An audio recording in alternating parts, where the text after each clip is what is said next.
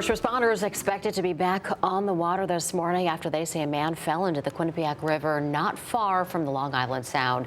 Fox 61's Priscilla Meza is in New Haven. She's going to have more on the search that will resume in just a few minutes. But good morning to you and happy Friday. We're having a good one so far, right? Absolutely. TGIF. Yes. We hope you are as well. We're glad you're sticking with us here at Fox 61 America Areas. And I'm Bridget Gurla. The weather's looking good for today. As for the weekend, so we hope you get outside. Rachel Piscatelli, this is our last weekend of summer. How did that happen? Last weekend of summer not feeling like summer. It's going to feel more like fall. But today is going to feel really nice. Yesterday was gorgeous. It got hot out there. Yeah, more of the same today. We'll have numbers that are up around 80 degrees again this afternoon. Sunny and warm, but we are expecting a cooler weekend, although it will still be dry. I don't think folks are going to complain too much about the numbers that are on the way for the weekend. Temperatures are in the 50s to near 60 right now at 58 degrees in Hartford, near 57 degrees in Torrington, 62 in New Haven, and we're around 64 in Bridgeport. Now our winds may be a bit gusty at times today. They could gust towards around 15 to 20 miles per hour later on. So there is an elevated brush fire risk. That risk is high for today. We've just been so dry, and then that's kind of the perfect recipe. So fires could spread quickly. Otherwise today, temperatures will be up around 58 to near 60 this morning for the kids at the bus stop for the ride home. We're near 80 degrees in the afternoon. Heading through the day tomorrow, we are going to start cool for the weekend. So temperatures starting off in the 40s to near 50 by the afternoon, getting up around 70 degrees under a mostly sunny sky. A little bit more cloud coverage on Sunday. Temperatures will start off in the 40s and we'll get up to the low 70s in the afternoon. So a nice stretch of weather ahead. It's just going to be a little bit cooler. We'll rebound the numbers into early next week. We'll have more details on your next week forecast. Your 7-day just around 15 minutes away. As we check in with the roads this morning here at 6:02, we are following some road work in Enfield. We don't have any incidents to alert you to at this hour. So your drive times here, Hartford into Massachusetts, around 17 minutes, northbound 91. We are also looking at 95 north, New Haven to Rhode Island is around 67 minutes. Westbound 84, no major delays into New York at 55, as well as southbound 95, New Haven to New York is around 53. Over to you. Rachel, thanks so much. Crews in New Haven are expected to be back on the water this morning. They are searching for a fisherman that first responders say was swept away in the Quinnipiac River. Yeah, Fox 61's Priscilla Meza is live with the latest on the effort. Priscilla, what are you learning this morning? Good morning. Well, officials say the man went into the water near the bus yard on Middletown Avenue just before 8 o'clock last night. Firefighters and police immediately launched boats, shore teams, and even a drone to try and find him. But strong currents and poor visibility forced them to put that search on hold. The fire chief tells me it's expected to pick back up at some point this morning. The Coast Guard says they're aware of the situation and standing by to assist, but they do not have any boats or helicopters deployed right now. We'll definitely keep checking in with crews throughout the day and bring you all of the latest details that we figure out. And live in New Haven, Priscilla Meza, Fox 61. Oh, breaking overnight, a motorcyclist is in the hospital this morning after a crash in Derby. Police say it happened on Seymour Avenue near the Route 8 northbound ramp. But we are working to find out more on what time exactly that had happened. The Department of Transportation website shows that the road is back open now. Derby police say they took the motorcyclist to the hospital. We're not sure how bad their injuries are. Police say no one else was hurt. And breaking overnight in Torrington, firefighters battled a fire at a building on Michigan Avenue. Now, we just got this video from our crew on the scene. Crews say the fire was on the second and third floors of the building. 2 firefighters were hurt while responding, trying to fight that fire. We're told they are expected to be okay, and no one else was hurt. It took crews about 40 minutes to get that fire under control. 6:04 now this morning. A Farmington High School teacher is on administrative leave after being accused of discussing Charlie Kirk in class. The school didn't tell us what was said or in what context the discussion was held, but the principal did say the school is now investigating the incident, and we're told it's protocol to put teachers on leave during any investigation. The principal of Farmington High School did release a statement that reads in part, quote, "At Farmington High School, we are proud of how we elevate the voices of all members of our school community across classrooms each day. Our faculty, staff, and administrators work diligently to ensure all forms of discourse reflect safety and respect while also elevating the voices and perspectives of all in an environment of curiosity that fosters the sharing of multiple viewpoints on a variety of topics." End quote. This comes as some parents in Farmington are still upset over a social media post on a school board member's account. Several other communities have had similar incidents happen. Fox 61's Kate Pattyfoot spoke to state officials about social media posting and what's acceptable and what is not.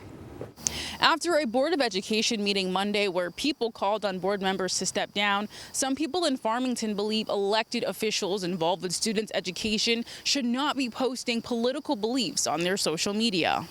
Yes, I agree with the First Amendment, but you should not be sharing your public opinion on Facebook or any social media unless you are ready to take the repercussions with it. Recently, many people are facing backlash regarding their social media posts, including Board of Education members in East Haddam and Farmington. Posts about conservative activist Charlie Kirk and President Donald Trump are at the forefront of this issue. Chairperson of the Board of Education, who's in charge of the entire town's education, posted, "They reap what they sow," about Charlie Kirk's death. And that was really, really upsetting to me. And then I saw more social media posts from Beth Kintner, another Board of Ed member, and I just felt like I just couldn't be silent anymore. These are some of the photos that one of the Board of Ed members, who also happens to be the Registrar of Voters, Beth Allen Kintner. She has a lovely shirt on here, but it does say some disparaging words against Trump. On Monday, some members and parents called for Farmington Chair Bill Becker to step down after a post was shared on his Facebook account in reference to Kirk's death. Becker claims he did not repost it and instead that he was hacked. And back on September 13th, East Haddam board member Jackie Endorf resigned after she posted about Kirk on Facebook. Quinnipiac law professor Wayne Unger says the moment to hold elected officials accountable for these types of actions is on Election Day. Members as elected officials, of course, have First Amendment rights and liberties just like any ordinary individual or any ordinary citizen.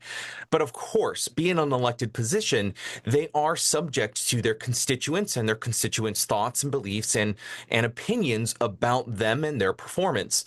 Executive Director of the Connecticut Association of Boards of Education, Patrice McCarthy, says they tell members to be cautious of what they post on the internet because of situations like this. Views of a school board member, even when they say they are speaking just for themselves, are often attributed to the Board of Education. So we urge board members to exercise restraint and to also try and de-escalate in controversial situations rather than adding fuel to the fire. However, within the week, there has been a lot of people who are losing their positions because of their social media posts. The rate at which it has occurred over the last week, I think, is the unprecedented part. We did reach out to Beth Kintner for a comment and have not heard back. In Farmington, Kate Pattyfoot, Fox 61. The ACLU Foundation of Connecticut has filed a federal lawsuit to protect free speech for protesters who hold signs on highway overpasses in New Haven. The suit challenges state police and Connecticut DOT. Some people have been arrested or ticketed with claims that their signs distract drivers. The plaintiffs in this case, Aaron Quinn and Robert Mara, argue that sidewalks are protected public spaces and that drivers, not protesters, are responsible for safe driving. The ACLU calls the state's restrictions unconstitutional. It says massive billboards are allowed, so should peaceful protest signs. The case highlights ongoing debates over free speech and public safety on Connecticut's highways. Coming up in about 15 minutes, we're going to take a look at a national bill Democrats are working on to protect freedom of speech. Well, the owner of the restaurant chain The Place to Be is facing theft charges. Gina Luari. Police say Gina Luari bought more than $10,000 worth of restaurant equipment with the bad checks. Documents show that she purchased the equipment from a business in East Hartford back in June. Police say the bank account associated with the check was closed. Records also show Luari knew about the situation back in late June. Police say she told them that she was going to pay the money that she owed and didn't realize her account was closed. The East Hartford business told investigators that they followed up with her again to get the money and that she still didn't pay. Luari was charged with issuing a bad check and larceny yesterday. 6:09 now. A Waterbury man was sentenced to life in prison for his role as a leader in the violent 960 gang. Malik Began was convicted of multiple charges, including racketeering, murder, and drug trafficking. Evidence showed his involvement in a deadly 2017 shooting that left 2 men dead and injured another. Began and his gang also promoted violence through rap videos. The sentencing follows a 2024 jury verdict finding him guilty on all counts against him. 610 Plainfield man is in jail this morning after police say he dumped a woman's body in the woods in a Thompson and claimed he thought animals would, quote, get rid of it. Officials say Vendetta Robinson told them the victim had been packaging drugs for him before she died in a hotel room. Alicia Balderston's remains were found nearly a year after she went missing. Robinson's charged with illegal disposal of a body and tampering with physical evidence. Bond is set at $20,000. Windsor police tell us that they were helping a man experiencing a mental health issue on Wednesday afternoon, and that was the reason that several schools nearby had delayed dismissals. Officers responded to a home on Matthew Lane just before 1 Wednesday afternoon. They said a family member called them about a 35-year-old man. That man, they said, was acting paranoid, yelling, cursing, and saying that the government was spying on him. While the police were talking to the family, they heard a gun go off inside the home. The man and his brother were inside. Nobody was hurt. The man was taken to the hospital to be looked at. He was later charged. Police said that he is a registered gun owner. Pratt Whitney has secured a $670 million contract modification from the U.S. Department of War for additional F-135 engine production, which supports the F-35 fighter jet program. It follows a series of recent contract boosts, one just last month valued at $2.9 billion. Nearly all work will be done at the company's East Hartford plant, which completion is set for December 2028.